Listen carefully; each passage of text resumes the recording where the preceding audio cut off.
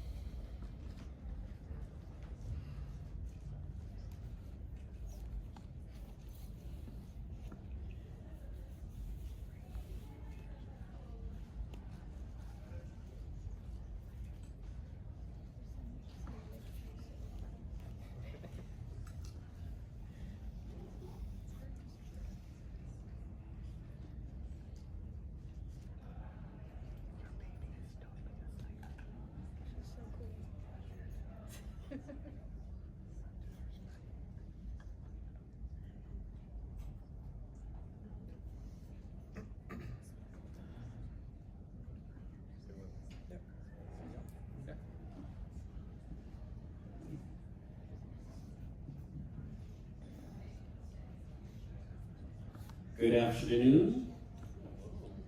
Hey. And welcome to Beyond the Mind, Psychedelics to Heal the Body, a co-presentation from the Psychedelics and Pain Association, Remap Therapeutics, Johns Hopkins University, Imperial College London, and UC San Diego. This is pardon me, I got a double duty. This is a critical moment in the reemergence of psychedelics as medicines. Pain and other physical conditions must be part of the emergent conversations around research, applications, access, and policy. 1 in 5 Americans currently suffer from chronic pain, which makes pain more prevalent than diabetes or depression.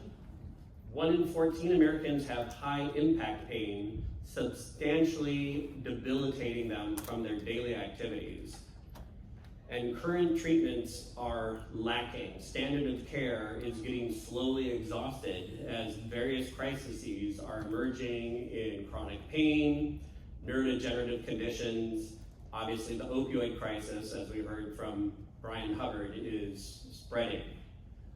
Medical communities and patients need more information about the mounting evidence supporting the efficacy of psychedelics in treating a variety of pain conditions and comorbidities that accompany them. So, as we look at this broad swath of signal that is emerging in treating a wide variety of pain conditions, we are seeing conditions that previously were considered intractable responding.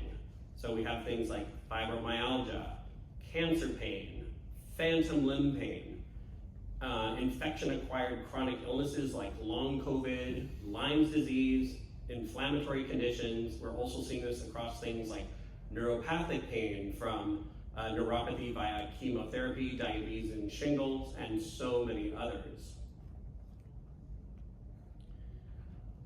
When we're looking at our key mechanisms of action, and this list is non-exhaustive, these are not single factor drugs. There's so many opportunities for us to target different mechanisms of action that we are literally being subsumed in research. Where do we start? Which ones are the most effective? Which conditions can they work for? And how frequently can they be used? So with that in mind, I'd like to introduce our panel today. So sitting to my left is Dr. Julia Bornemann. She is from the Center for Psychedelic Research at Imperial College in London. She was the lead manager for the Psychedelics trial, which was the first psilocybin trial for fibromyalgia. Directly next to her is Professor Albert Garcia Romeu. He is the Associate Director for the Center for Psychedelics and Consciousness Research at Johns Hopkins University, and also was the lead PI, I'm sorry, not directing left, all the way over there, I am sorry. And was the lead PI on their Lyme disease study. And sitting in the middle is Dr. Joel Castellanos. He is the Medical Director for Rehabilitation Center for Pain Medicine, Department of Anesthesiology at UCSD. He is also a founding member and Associate Medical Director at UC San Diego for the Center for Psychedelic Research, CPR.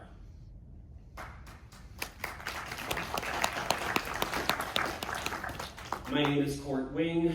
I have a 30-plus year background in maximizing client athletic performance, injury recovery, and pain relief. Specific to this talk, I was also a study trial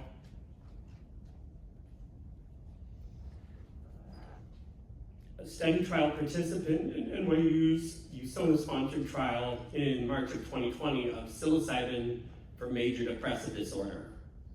By the end of my dosing day, less than 8 hours, I was in full remission from an increasingly treatment-resistant episode of depression of more than 5 years. But shockingly, I was also in unexpected complete relief from low to moderate chronic pain as a result of my previous training and certifications in applied neurophysiology. I was able to track the mechanisms of action and pathways involved in real time. And this is how we all started getting together because of that.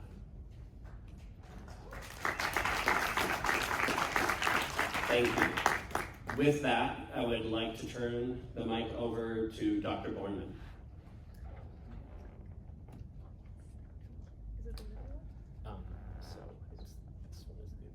Sorry, guys.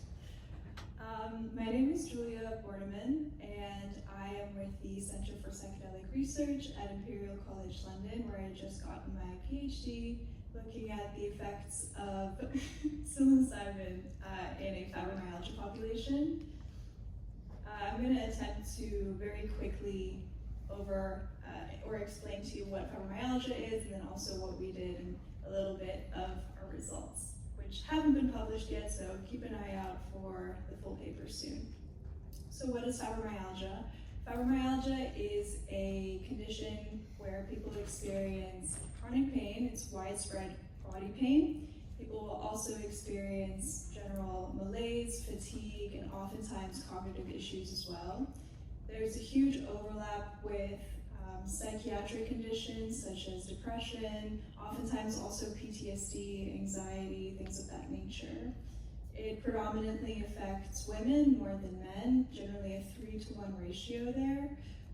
And while there are quite a few treatment strategies available, unfortunately, they tend not to be extremely effective, and they tend to leave certain symptomological avenues unaddressed, or at least inadequately addressed for a lot of people, and so there's a real need for continued research. It's important to say also that currently there's no cure for fibromyalgia. So just a little bit about our study design. I want to harken back to what I said about the sex split. So we recruited 20 patients for this study, so it was quite small, but importantly, we did try to recruit more women than men to be representative of this kind of bias in the sample anyway. So we had an 8-week trial with 2 dosing blocks, we call them. So you can see those are the little bubbles. Each dosing block was 3 consecutive days. First, there was a preparation session with therapeutic guidance. Then there was a dosing session, and then there was an integration session on the next day. First, we used a cellulose placebo capsule, and then there was a 4-week break. Then we used 25 milligrams of psilocybin, then another 4-week break, and then we had a final follow-up session, which was basically an extended integration and reflection. This was a mechanistic trial, so we primarily focused on brain mechanisms, and the primary focus for data collection was things like EEG and MRI, although we did quite a lot of other patient-reported outcomes as well. The general aims that I'll be telling you about today is just the efficacy data, the clinical data. So we just wanted to see, in general, the efficacy of psilocybin in a fibromyalgia population. This doesn't necessarily represent the aims of the study more largely, which you can read about in our study protocol paper, which is on the side there. The hypotheses that we had for this study were basically that psilocybin would help. And our primary pain outcome was the brief pain inventory, which was split into 2 subskills. There was a severity outcome, which basically looked at how severe someone's pain is or how intense it is in any given moment. And then also we were looking at something called interference, which basically means how much pain interferes with their daily life. So are they able to do the things that they need to do? Are they impacted in any significant way? We also looked at other exploratory clinical outcomes, so things that are very relevant for pain pathology and especially fibromyalgia. This is a very short list of an exhaustive battery that we had included, but I'll just be telling you briefly today about some depression scores, which we looked at using the PHQ-9. We looked at anxiety with the GAD-7. We looked at general disease impact with the fibromyalgia impact scale, and then we also looked at general well-being and quality of life functioning with the SF-36. So here's a very brief overview from baseline, that's BL, and then to final follow-up. So that's the first day of the study to the very last day of the study. You can see that at first, by the way, on the left there's the pain severity, and on the right there's pain interference. So at first people tended to be clustered quite closely towards the high end of pain severity and interference. And then after psychedelic assisted therapy, 8 weeks after, and this is 4 weeks after the last psilocybin dose, people tended to do much better, and these are statistically significant results. And I also want to tell you about the specific effects of psilocybin. So here, I'm not sure if it's showing up very clearly, but the results are split into gray and red. The gray is our placebo dosing session, and the red is our psilocybin dosing session. And on the bottom, on the x-axis, are different time points. So first is 1 day before the dose, then it's 1 day after the dose, and then it's 4 weeks after the dose. So you can see that the gray results, the placebo results, tend to be clustered quite high, and there isn't that much of a change. There is a slight dip, and that is to be expected. People tend to feel better after there's sustained attention towards them, especially therapeutically. But we can see that the psilocybin results are much different. So indeed, there is a huge drop off after 1 day. And what really interested me and was really encouraging to me was that these effects were largely sustained for 4 weeks after the dosing session. And this is important to say, people were only dosed with psilocybin once here. So it's quite a profound effect, especially for people who will be taking oral medications generally every day, multiple times a day. Finally, I want to tell you a little bit about some of these morbidity and functioning outcomes. Again, these are looked at from baseline to final follow-up, so the very beginning to the very end of our study. On the left, the first two are our mental health outcomes, the core ones looking at depression and anxiety. Again, patients were doing a lot better at the end of the study compared to at the beginning. And then in the third kind of chunk is the general morbidity, or how sick people were. And you can see that people were significantly less sick, or their scores of fibromyalgia were far lower in terms of diagnostic criteria. Finally, in terms of quality of life, that was drastically improved after our study, which was great to see. Again, this was 8 weeks after. In summary, I think that this is really kind of a hopeful result to have. Again, this was an exploratory study. It's a very early study, so these results can't be conclusive by any means.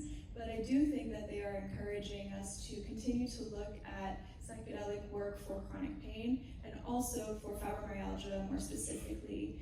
And yeah, I'm really keen to see more clinical trials. I just want to say a thank you to our team. That's everyone here in that picture at Imperial College London. The chap in the top left is called James, and the lady with the yellow shirt is called Kieran. They are amazing, and I couldn't have done it without them. And I also want to thank you so much for providing the drug. Yeah, that's all for me.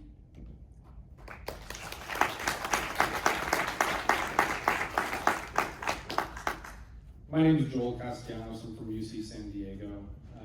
My primary specialty is physical medicine and rehabilitation.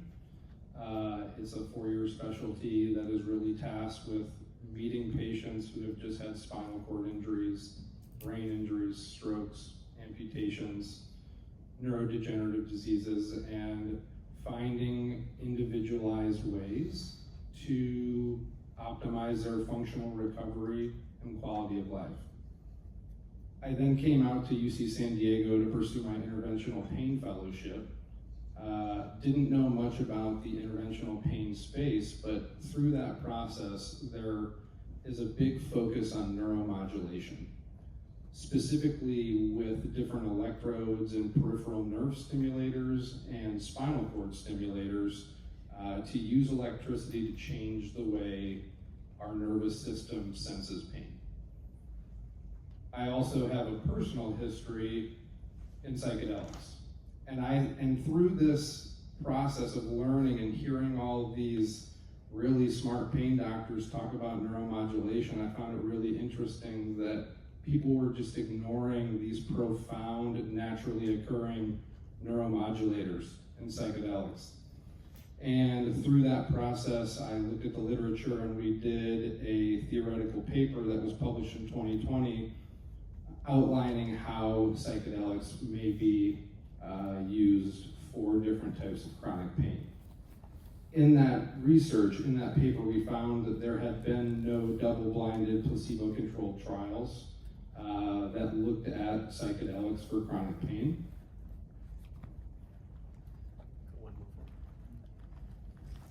And so in that process, we were lucky enough to get a grant from the Cohen Foundation to look at phantom limb pain with psilocybin.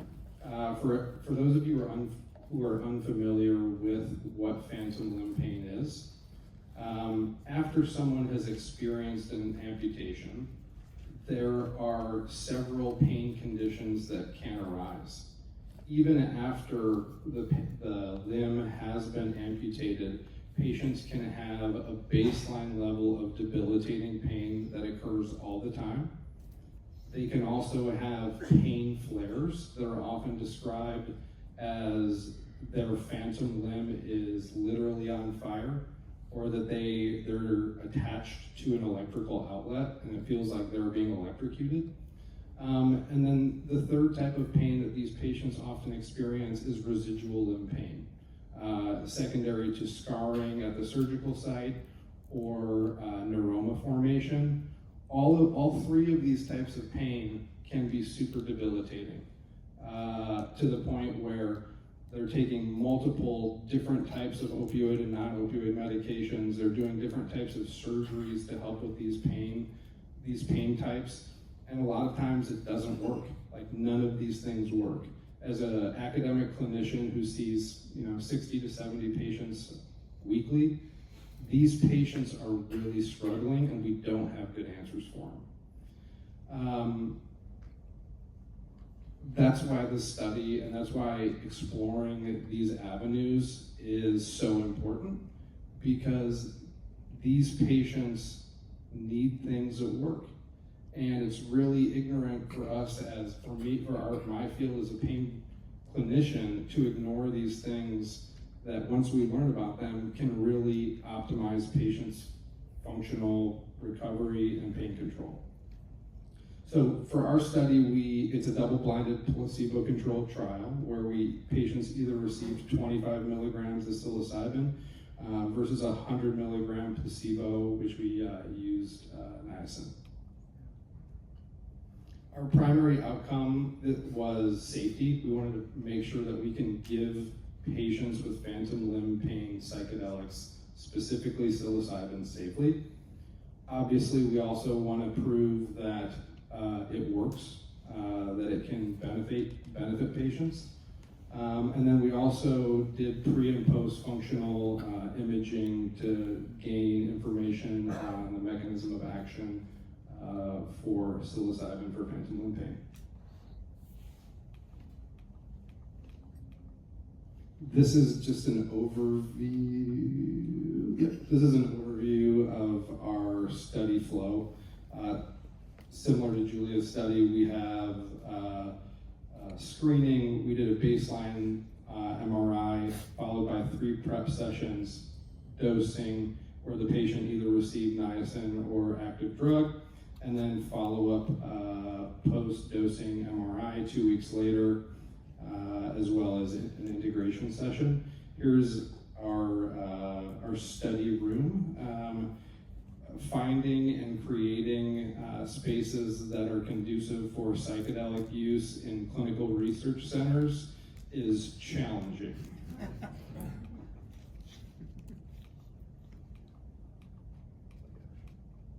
Okay, so we've just completed the first phase of our study. 9 patients, 5 males, 4 females. The majority of them, 7 of them, were lower extremity amputations or amputees, and the other 2 were upper extremity. Importantly, all the patients who received psilocybin, there were no serious adverse events. There were no changes in their vital signs. 3 of the patients did have self-limited headaches, but overall, we concluded that through this phase 1 part of our trial that it's safe to give these patients psilocybin.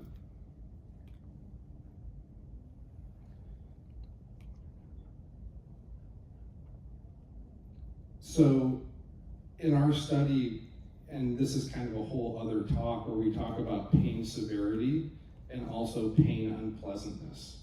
So after a single dose of 25 milligrams of psilocybin, 4 weeks later, they still had a decrease of 32% in their pain intensity, and their pain unpleasantness was decreased by 51%. So normally these patients are required to take several different neuropathic pain medications every day that have profound side effects. This is a single dose where they're getting 51% relief at 4 weeks. That's impactful. Also, the high intensity flares of phantom limb pain, that burning sensation where your phantom limb feels like it's on fire, or that the phantom limb is being electrocuted, that was decreased by 70% at 4 weeks with a single dose of psilocybin. Interestingly, residual limb pain also decreased by over 60% at 4 weeks. I think that this helps bolster the thought that this is going to be beneficial for other types of neuropathic pain. So really exciting. We're really excited to enter phase 2. We're currently enrolling. I think I probably went way over my time, so that's okay. So in summary,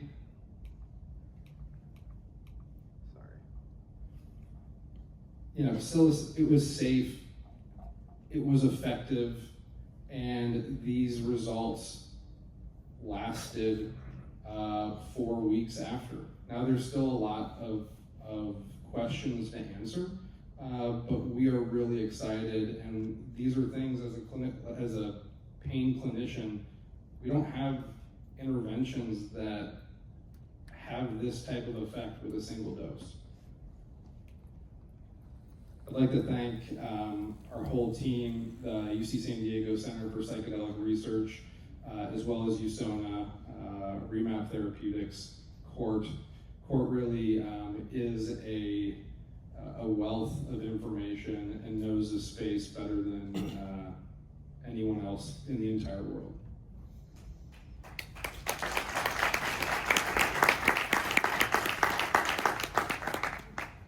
And now we'll hand it over to Professor Albert Garcia-Romeo.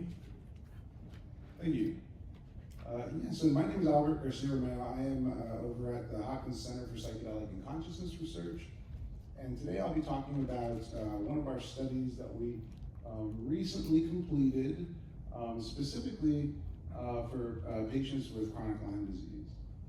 Before I dive into that, I just have some disclosures from funding that I've gotten for research, and mostly from nonprofit, but also from for-profit entities and the government, including the National Institutes of Health and the Department of Defense. But so backing up just a minute here, Lyme disease is a tick-borne illness. It's actually the most common vector-borne illness, both in the US and in Europe now. It's something that is passed through a bacterial infection that goes into the bloodstream. And most of the time when people get bitten by a tick, one of these specific types of ticks that have this bacteria, they'll develop Lyme disease. Many of the patients, about 80 to 85% of them, will recover with the standard course of antibiotic treatments. But there's still a 10 to 20% number of people who do not get better. They have persisting symptoms. This has been called a number of different things, including chronic Lyme disease, long haul Lyme, post-treatment Lyme disease. But it's a syndrome that has a number of different types of clusters of symptoms. And one of the things that we've heard both anecdotally is that these types of inflammatory conditions and chronic illnesses may respond well to psychedelic dosing. So we did a small pilot study in 20 patients with well-characterized post-treatment Lyme disease. We gave them 2 doses of psilocybin with basic psychological support, 15 milligrams and 25 milligrams. And then we followed them up for about 6 months after the last dose of psilocybin. In the study that we did, we are now enrolled and treated all 20 patients, 11 of whom were women. They were on average about 44 years of age, and they had been sick with Lyme disease for about 6 years on average, but that's ranging anywhere from 2 to 22 years that they've been dealing with this issue. In terms of their prior hallucinogen use, most of these folks have never used any psychedelics. Actually, only 4 of them had. And these were mostly white, non-Hispanic people. So to just cut to the chase here, this is our primary outcome here, which is called the GSQ-30, or the General Symptom Questionnaire.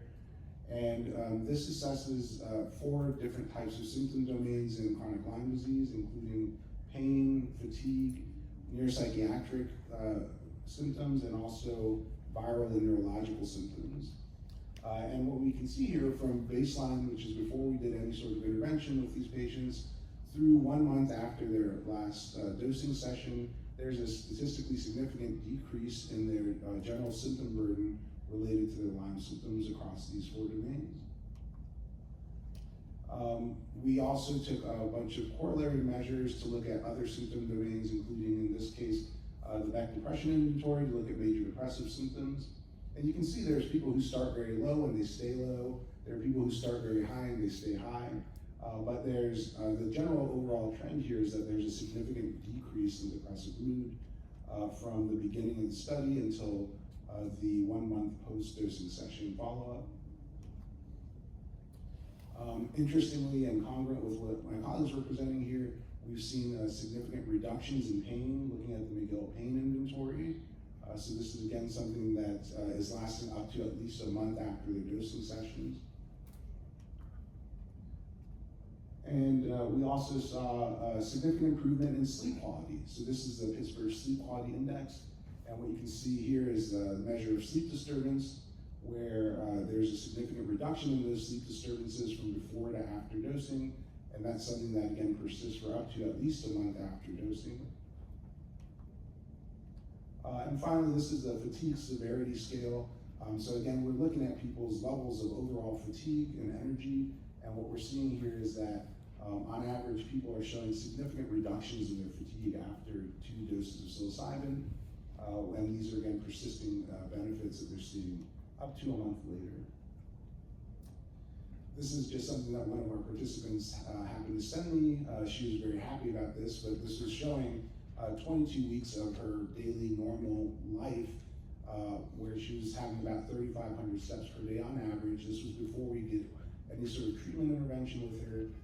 As soon as she had her first dose of psilocybin, you can see the next 4 weeks, she doubled on average her daily step count to about 7,000. And so this is just N of 1, obviously anecdotal, but it's the type of thing you see when you're seeing these improvements in fatigue severity. And finally, I think really the most important take home here is, to piggyback off my colleagues' presentations, dealing with these symptoms, these physical symptoms, and their other mental symptoms that can come along with them, has a really substantial negative impact on quality of life. So these people are suffering, and they often don't have much in the way of medical recourse to help them. And so, when we asked them here at baseline, when they showed up, and a month, and actually this goes out to 3 months after the last dosing session, on average, how would you rate your overall well-being and quality of life? This significantly increases after 2 doses of psilocybin, and this stays up again, significantly higher than when they arrived to the study, up for 3 months later. So again, very compelling data that this can have a lasting beneficial impact for these folks. To wrap up, I just want to thank all my colleagues at Hopkins, including Dr. John Alcott, who's a Lyme disease expert, who helped us design this study and send us the patients, and also the Stephen Alexander Cohen Foundation and the Usona Institute, who gave us funding and drug to do the study. And we should be starting a new study either end of this year or beginning of next year to do this with a larger sample and to do some neuroimaging as well. So thank you very much.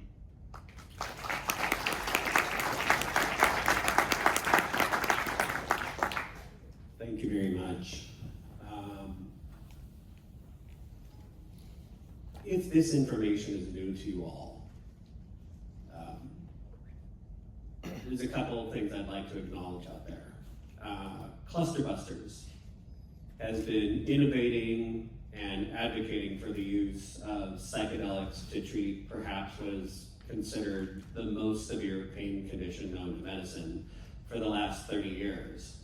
And that was all due to patient advocacy efforts. So if you have not heard of cluster headache, very, very severe headache condition that affects a, unfortunately, small minority of people in the US, but it is known as the suicide headache. No joke. People will smash their heads through bathroom tiles trying to knock themselves out. And standard of care medicine does not touch it at all. And when they found out psychedelics can, there was internal fighting. Why are you bringing drugs onto our forum? This is about a serious pain condition. Go away. Even with people that were in that severe condition. So the bias is very, very real. So just to highlight, and I think it's also worth definitely noting, even if we were to divorce the spiritual framework from what indigenous practitioners around the globe have been doing for millennia, we have to acknowledge they have been conducting the single longest A/B observational trial in what happens to the human nervous system when you neuromodulate it under plant or animal-based psychedelics in a non-worry state of consciousness. This has been going on for a very long time. So, with all that said, these are three very disparate conditions just within these study trials alone. Previously, we would not consider these to have anything related whatsoever. And yet we're seeing this broad swath of trans-diagnostic effects. So we have fibromyalgia, condition of central sensitization, right? It's kind of endogenous, it sort of emerges, it has these associations with childhood trauma for a lot of them, right? So this psychosocial component.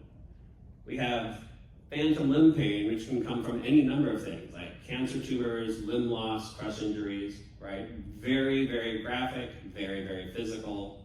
Also a condition of central sensitization though, right? And then we have a vector-borne illness, which is creating sort of a fibromyalgia-like kind of broad swath of a symptom profile, but clearly it's an infection. Yet we're seeing, in this case, for these three, psilocybin effective for all. So just turning to you guys, how do we consider that these medicines seem to affect change in such a broad condition set? What is going on behind the neurology there? Any one of you? You're nodding a lot, Professor. I'll just say, I don't think we know the answer to that right now, but it's exciting to see, these types of trials are preliminary. We're testing the waters to see if we can use these substances in these patients. Do they see, is it safe, and does it show any signal of improvement? And across all three of these, we've seen that yes, it seems to be safe and show improvement. So the next question for us is then, how does that happen? And so we were talking a little bit about this earlier. We're going to be doing, I think, a very significant drill down into some of these mechanisms. How do they work? Looking in the brain, using tools like EEG and MRI, looking at the body. We're talking about taking stool samples to look at the impact of the microbiome. Looking at other biomarkers in the blood, inflammatory markers like cytokines. These are the types of things that we're going to start to try to tease apart so we can understand why in the world psilocybin, for instance, which is a serotonergic agent, is having all these very broad-based impacts across multiple symptom clusters and conditions. So that would be my starting point. Yeah, just to add to that, I love your results so much because they show that it's not just one symptom that is getting better. It's the whole person. And we measure that through symptom tracking. So it's anxiety, it's fatigue, it's pain. And as a clinician who sees patients who've had brain injuries, who suffer from long COVID, who suffer from post-concussive syndrome, these patients have 8 different specialists treating single symptoms. And I hope that one of the collateral improvements is that we de-silo our healthcare delivery and have providers and have healthcare networks that treat people and not symptoms. And I think that this, psychedelics has the potential to help usher that in. I think also to add to that, there's this known bidirectionality between physical symptoms, psychiatric symptoms, the way we behave in our society. And so kind of what Joel said, viewing the person as a person, not just a series of symptoms, as a full individual with lived experience, and moving towards a holistic healthcare. I think that is really the way to do it.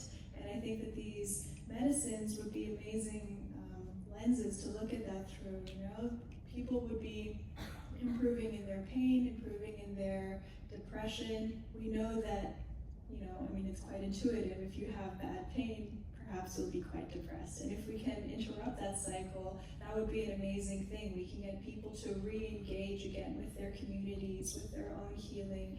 And then like Court is doing, you know, becoming amazing advocates for others. And so this is, I think, this potential for, I don't know, a real growth or blossoming happening here. When we talk about the bidirectionality of pain, right? So it's important to understand people with PTSD, people with depression can develop hypersensitivity to ordinary stimuli that leads to chronic pain.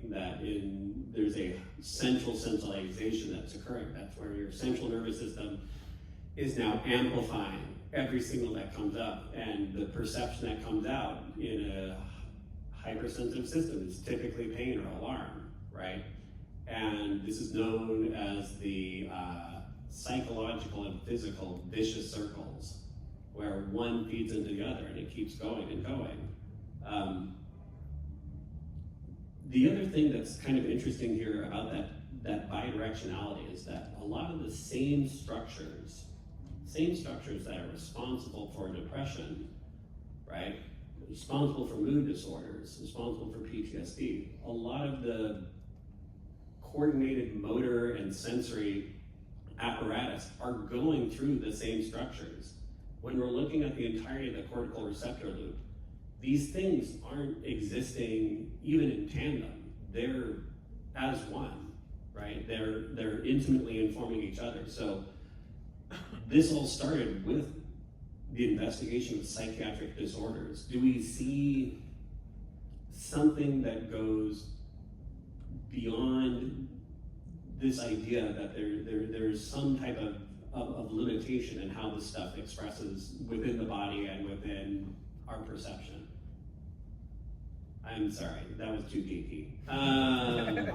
What's the immediate impact? What's the immediate impact in seeing this? Like, we know this works for psychiatric disorders. Now we're seeing this in multiple physical conditions. What does that change in our understanding about how this works? I mean, again, I think that we are at the infancy of a whole new pharmaceutical class. And I hope that it doesn't just become another pharmaceutical class. I think it has the potential to help change the way we deliver healthcare, to really be truly individualized care instead of just saying individualized care, and instead of just being symptom management, but holistically improving the person. You know, we all know when we feel sick. Sometimes that's hard to put into words. Sometimes pain is difficult to put into words. But we also know when we're better. And it can be as, you know, I think of it as simply as that. It's just like, you know, you just know when you're better. And I think that this has the opportunity to push us in that direction. I think also the massive overlap that you were talking about is perhaps frustrating because we maybe don't understand the exact mechanisms involved with a lot of these mysterious conditions, like fibromyalgia, like other issues of central sensitization. So I'm thinking of chronic fatigue syndrome, I'm thinking of things like IBS perhaps. There's loads of different conditions that are very poorly understood, that are perhaps misunderstood, where people are treated quite unfairly. There's massive amounts of healthcare trauma actually involved with these conditions. And so the opportunity to perhaps address these issues, even if we don't know the exact mechanisms at play, obviously with, you know, our work, especially with the new mechanisms that Al was talking about, hopefully we will understand better what is going on. But maybe in the process we can also start taking better care of people while we're getting there. And I think that that's especially relevant for people who have been, historically wronged for a very long time. Given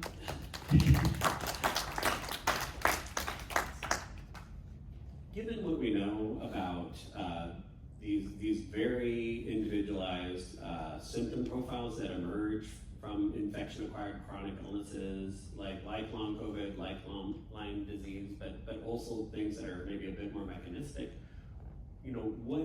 what other conditions could we see being positively impacted? What lateral conditions are similar to what's being investigated now that might also show good response?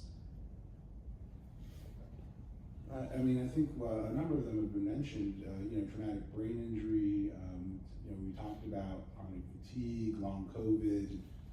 There's likely a lot of other types of illnesses and health conditions that, again, are poorly understood, where there's a possibility we could use these psychedelics as potential avenues for treatments. And you also mentioned neurological disorders like migraine, cluster headaches.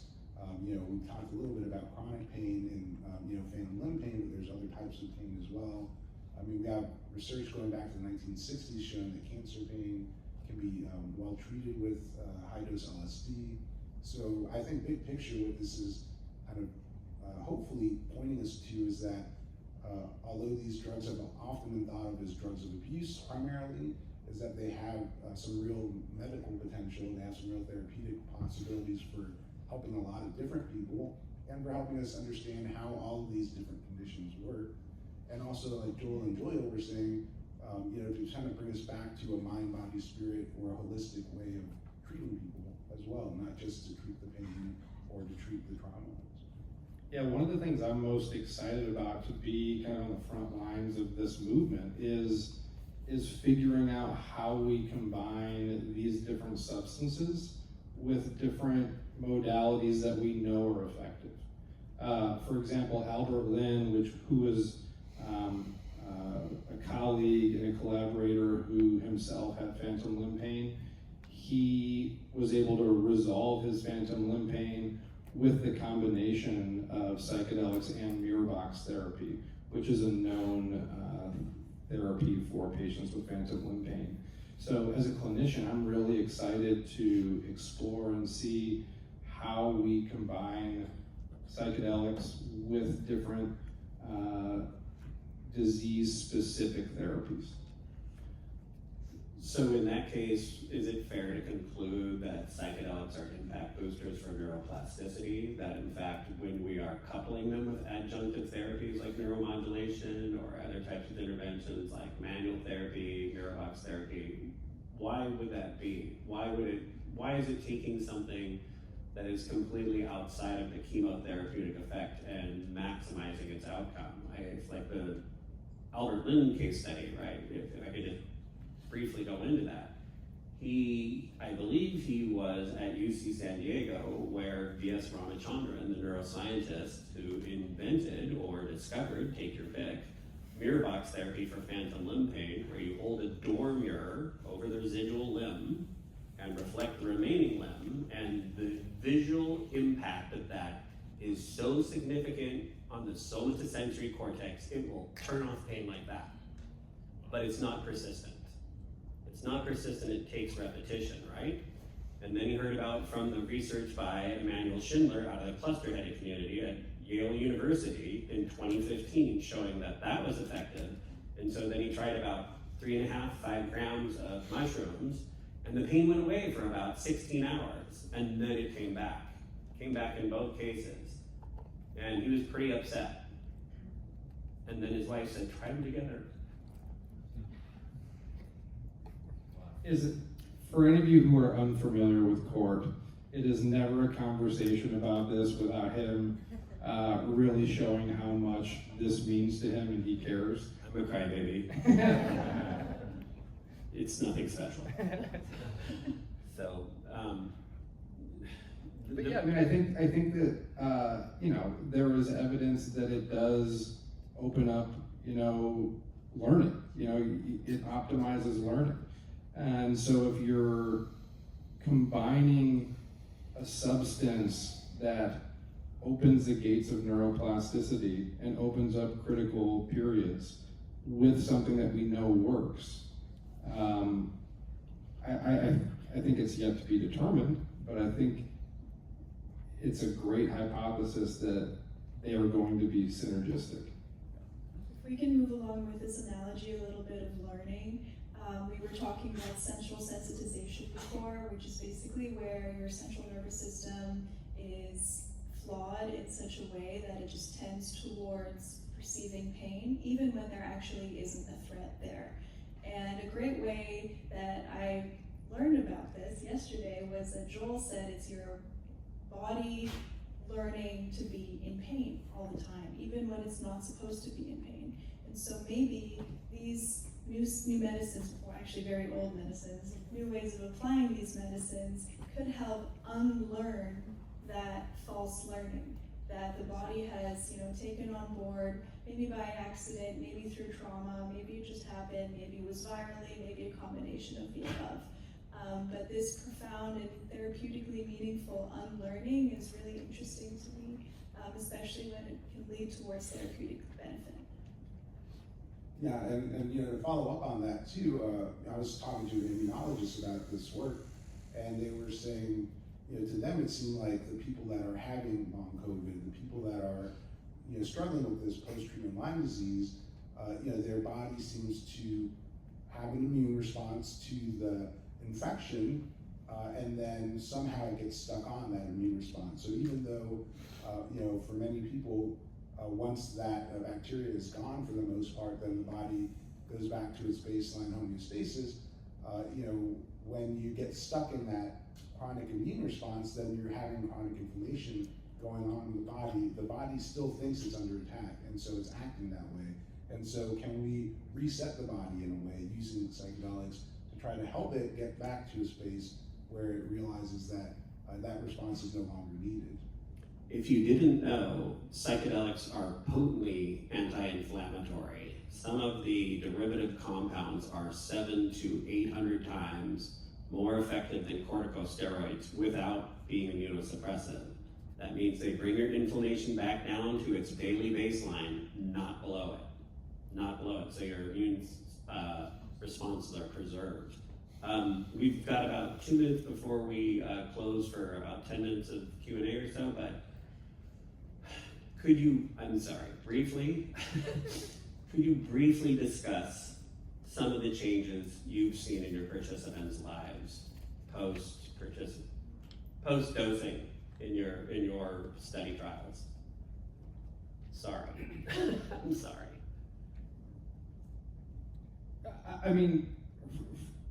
Several of the patients who have gone through our trial are my patients.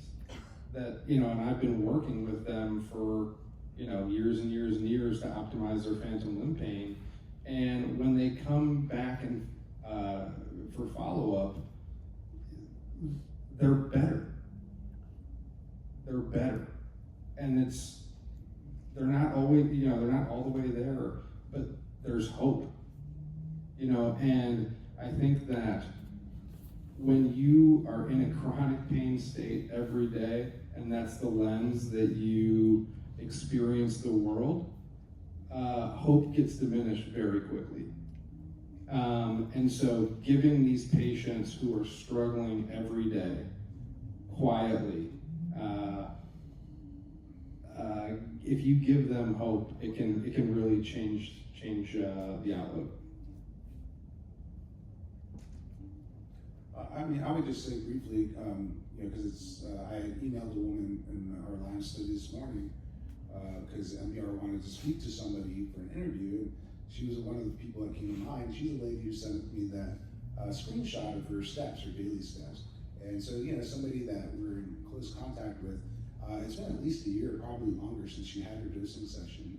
And she emailed me back immediately and said, of course, I'll do the interview, and I'm still feeling so much better. This has been such an important change for me. And this is a university professor, someone who had traveled on their own dime from out of state to come to be in the study. And what she was telling me is that before she couldn't really do her job. Once she got that Lyme disease and she had that associated fatigue, the ability to do the difficult work of university professors, just to learn students' names, to be able to keep up with reading and grading papers and such, was really difficult for her. And she said that the change was night and day, where she was then able to go back and come up with the work that she needed to do for the next semester, and feel like it was not a slog anymore. It was not like climbing up a mountain anymore. And so these types of changes, again, I think are really important ways of understanding how people's journeys. It's impossible to only choose one. I think the things that stick with me are kind of the simple everyday changes, right? So it's seeing somebody be able to be a parent again, to be present for their children, to be able to run after their toddler again after being bedbound. It's stories of, being able to turn on the light again in your house because your eyes don't hurt you anymore. It's these little alchemical moments. That was a term that a patient used recently in an email to me describing, the year that she's had since the study. She described it as alchemy, where her life, it was a profound before and after, where she was again able to do her job, able to engage with the world, able to live more fully, and it kind of like, I think she said it was like putting life on HD again, from black and white. So I think that's, it's very humbling work, it's beautiful work, and it's super hopeful, yeah. As we start the Q&A here, Professor, do you mind advancing it one more slide? Oh, yeah. I just want to give a shout out to Joe Moore of Psychedelics Today, who has been co-founder of the Psychedelics and Pain Association, and has been advocating on his own goddamn dime what these medicines do for people in chronic pain. He has been broadcasting this nonstop since I knocked on his door, without hesitation, providing all his resources.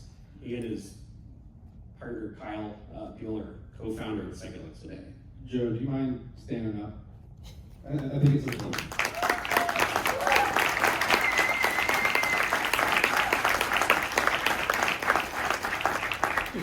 Anyways, sir. Me? There's a microphone behind you, sorry. So, I'm sorry. There's a lot. So, psilocybin is pretty well known as a treatment for mental anguish, but as a treatment for physical anguish, is there any thought about like how those two connect? Like, and I know that you guys have been very careful about what things you want to make, but do any of your homies think that the mental is overriding, or is there also a physical effect? Both. It's always both. So 5-HT, just from the classic psychedelics, 5-HT2A is the only receptor that has persisting ascending inhibition past nerve ligation, nerve damage, because the receptors are inside the cell body versus out in the axon. So you can have nerve injury, you can have like a cut, or you can have like peripheral neuropathy, and it will still inhibit pain in a non-opioid mediated way, very persistently. And unlike opioids, it can get better with, it's suspected with repeated use, it may increase, right? And then if we look at psychosocial factors, people with sensitized nervous systems, they're sensitized to everything, right? Family dynamics, romantic dynamics, work dynamics, anything that can be perceived as a threat can exacerbate pain. What a Navy SEAL thinks is painful is very different than what a kindergarten teacher thinks is painful. So you're always in a context. Chronic pain is incredibly contextually specific. Yeah, and I'll just say, we often think of this sort of mind and the body, but again, the psychedelics invite us to see this as one thing, one whole system that's always connected. There's never one without the other. And what's really interesting is even at the level of physical, we see structural changes, at least in animals, where the cells are growing in new connections. So this is not just a change in the information processing that's happening, which we also see, but there's actually structural changes in neurons and in synapses. So this seems to be both a physical and a psychological phenomenon at once, I think. Hi, thanks for the talk. I think that physical conditions being sort of a next frontier for psychedelics is really exciting, as potentially being an even more effective avenue for mainstreaming than for mental health conditions. So thank you all for your work, which I followed for a number of years. I was curious if you could comment on bi-directional learning with your patients around what has worked for them. I think the mirror box is an example of that, but I've heard from, for example, other clinicians talking about solutions from the underground, like MXC or 3MMC, and if that's prompted you to think about any future directions for research with maybe some novel compounds in addition to already existing compounds. Yeah, I think that we are truly at the beginning of something that we're going to be working on and exploring and finding answers for the rest of our careers. It's exciting to dream and to think about how we really have the potential to dial in combination therapy to fit each individual person's person. Each time Remap has worked with a solo retreat client, it's a completely new formula. But we're using things like neurovisual modulation, neuromechanics, tactile processing programming, and often mid-session, someone is recounting a grief burden, a deceased relative, or severe repeated trauma. And it's you have to make space for that as it happens and provide emotional support. But often that unlocks a new level of movement, which then in turn gains pain, right? So I think that also opens this conversation, which to some people is a little bit controversial, but this idea of somatic processing, it's been in a popular book, The Body Keeps the Score, maybe a lot of you have read it, by this chap called Bessel van der Kolk, who's a psychiatrist, and he basically posited that a lot of traumatic memories can be stored physically in our bodies, and that through cathartic experiences such as a psychedelic experience, it could also be, bog standard talk therapy, these can emerge and come out and be both physically and emotionally cathartic at the same time. So it kind of harkens back to your original question as well, of the mind-body connection, and how we can heal on both levels at the same time. Yeah. We only have time enough for one more question. Anyone else who has a question, I promise we'll meet you in the back or in the hallway. No problem. So please. Yeah, I just want to say you guys are awesome for this topic.